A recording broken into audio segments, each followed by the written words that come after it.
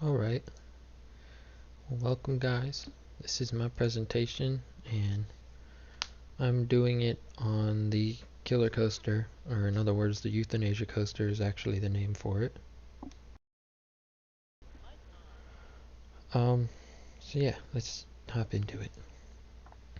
So I got this idea from the book Roller Coasters from Concept to Consumer, which was written by Kevin Cunningham, and basically this book talked about like what goes into the construction and creation of roller coasters, some of the processes that they have to go through to make sure that they'll work properly and be safe for everyone who rides it, and also a lot of like what pricing is going to be going into it because roller coasters aren't exactly cheap.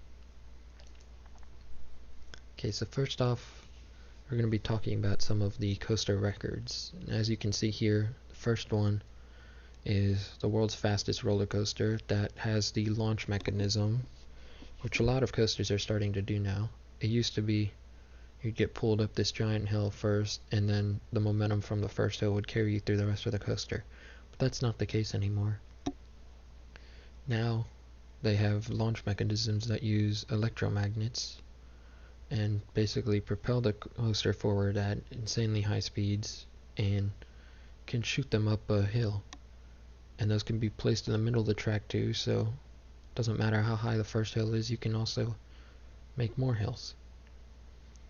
So the first coaster, the Formula Rossa, it is made after a Ferrari model, and basically it goes from 0 to 100 in about 2 seconds using these launch mechanisms. It does at one point get up to about 150 miles an hour, which is pretty fast considering that's like the top speed on a lot of cars. So yeah, you can really imagine how fast that goes. And a force of about 1.7 Gs is being applied to you, which means 1.7 times the force of gravity, which a lot of you guys probably know is 9.8 meters per second squared. So that's basically how you have 1.7 times the force of gravity pushing on your body. And the next record is the tallest coaster, which is the King Ka. It has a 456-foot drop. It is located in, I believe, Six Flags, the Great Adventure Park. And yeah, this is pretty tall hill. A lot of coasters don't even reach 300 feet, so you can kind of compare that and see how much taller this one is compared to a lot of them. I think the tallest coaster I've been on is at King's Dominion, and it is the Intimidator 305, which by the name of it, it's 305 feet high. The next coaster is the Steel Dragon, which I'm not sure where, but I believe it's in China somewhere. It is the really long coaster. It's about 8,133 feet long. Well, that's actually how long it is. It's a pretty far distance. It's over a mile long, getting up to 2 miles almost too.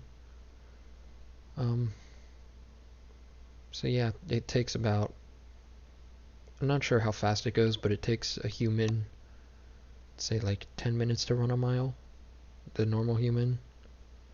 So that's a pretty long coaster. I guarantee it's going faster than a human can run, but it's still probably going to take a minute or two to get through all of that because it's a long coaster.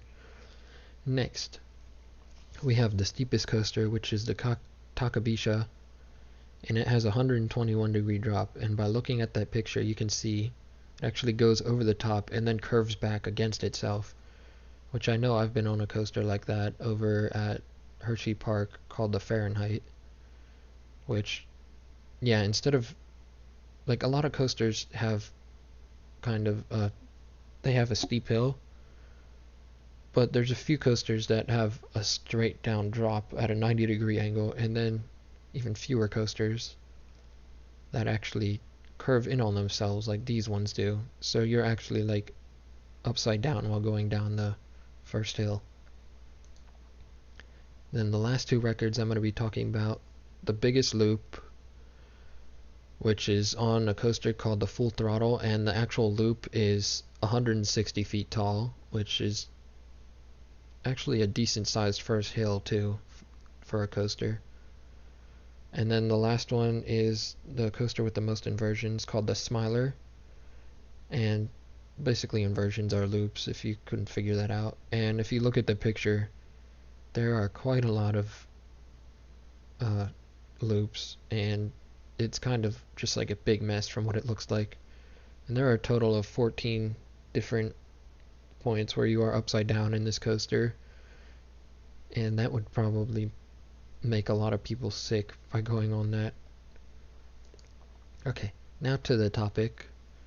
My topic is the Euthanasia coaster, and basically what it does is it is a coaster that is designed to kill people, which sounds kind of bad, but it's designed, like euthanasia, it's designed to do it kind of painlessly. So yeah. The purpose, like I said, is to give thrill-seeking passengers one last exciting and entertaining experience that is painless, so you can basically go out doing what you love, riding a nice roller coaster. And to this next slide, I believe. Okay, yeah, the bonus fact. It has a very long climb to the top. The ride to the top is actually like most longer than the actual looping or the killing part itself. The ride to the top takes about 2 minutes, which is a pretty long climb. And basically, it is designed to give a time period where people can kind of just reflect on their life and all the great things they've done before they go out the way they want to. I guess that's the best way to put it.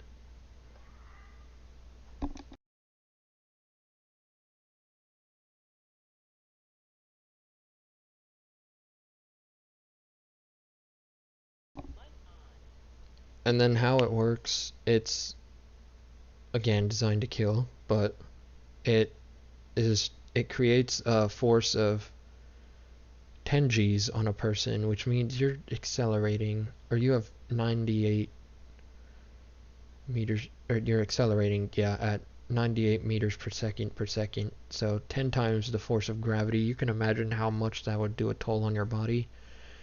Basically causes all the blood to rush away from your head, puts you in a state of euphoria, I believe it's called, and basically the blood is drained from your brain and you pass out and then eventually die. So that's how it works, and now I have a short video for you.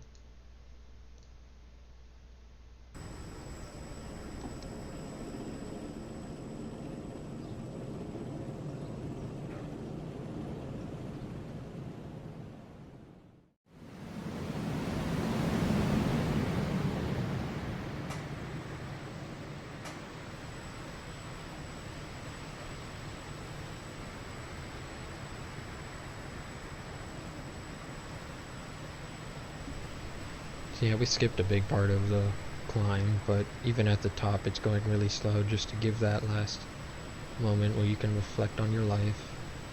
I'm sorry if this video gets kind of boring. Put it in full screen. And if you don't like roller coasters or heights, yeah, you might not want to watch this, because this hill is actually like, I believe, 1,300 feet in the air. So that is obviously a really big hill. And right now this coaster is only a concept. It's not actually been made, and I don't know if it would be legal to make it either.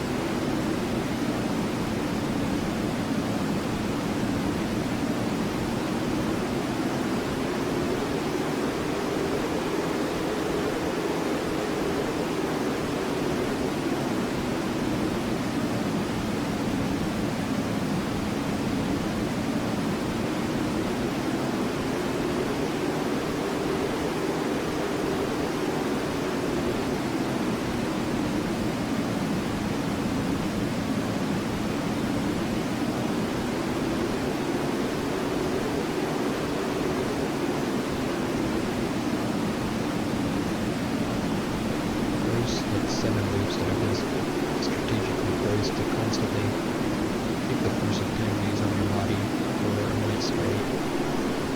And like I said, starves your brain of blood, and basically you can't breathe or do any of that, and you eventually suffocate.